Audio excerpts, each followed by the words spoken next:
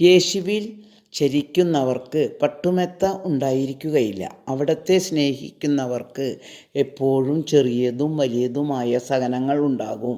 എങ്കിലും നിങ്ങൾ പതറരുത്, അവിടുന്ന് നമ്മോട് കൂടെയുണ്ട്.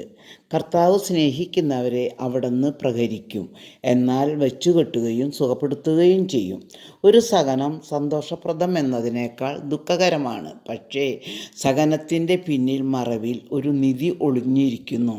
സഹനം വരുമ്പോൾ ദൈവം നമ്മെ സ്നേഹിക്കുന്നു എന്ന ചിന്ത നമുക്കുണ്ടാകണം. ഒരു മകൾ വലിയ സഹനത്തിലൂടെ കടന്നു പോകുമ്പോൾ കർത്താവ് അവൾക്ക് രാത്രിയുടെ യാമങ്ങളിൽ കർത്താവിനെ കാണുവാനും അവിടുത്തെ മുറിവിൽ നിന്നൊഴുകുന്ന രക്തം കണ്ട് അവൾ ഉച്ചത്തിൽ നിലവിളിച്ചിട്ടുണ്ട്.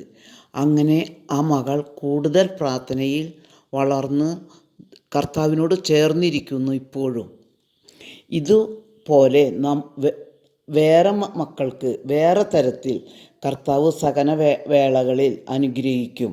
അതിൽ നാം ദൈവത്തിൽ ആശ്രയിച്ചിരിക്കണം. അപ്പോൾ മാത്രമേ ദൈവം പ്രവർത്തിക്കുകയുള്ളൂ. അൽഫോൻസാമ്മ കൊച്ചുത്രേസ്യ പുണ്യവതി സഹനത്തെ സന്തോഷത്തോടെ ഏറ്റെടുത്തവരാണ്. അവർ കർത്താവിനോട് കഷ്ടതകൾ ചോദിച്ചു വാങ്ങുമായിരുന്നു. സഹനത്തിലാണ് നിത്യജീവൻ ഒളിഞ്ഞിരിക്കുന്നത് എന്ന് അവർക്കറിയാം. നമ്മുടെ ജീവിതത്തിൽ ചെങ്കടലുകൾ മുന്നിലുണ്ടാകാം. അവിടത്തോട് ചേർന്നിരുന്നാൽ ആ ചെങ്കടലിനെ രണ്ടായി ഭാഗിച്ച് അതിലൂടെ വഴി നടക്കുവാൻ കർത്താവ് നമ്മെ സഹായിക്കും. നമുക്കും മോശയുടെ പോലെ ഒരു വടി നമ്മുടെ കയ്യിൽ തരും, ആ ചെങ്കടലിനെ രണ്ടാക്കാൻ.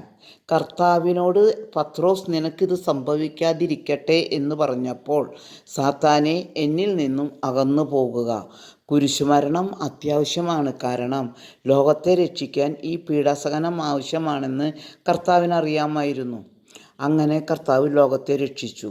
നമുക്കും സഹനത്തെ പുൽകി നിത്യരക്ഷ കൈവശമാക്കാം. ആമേൻ.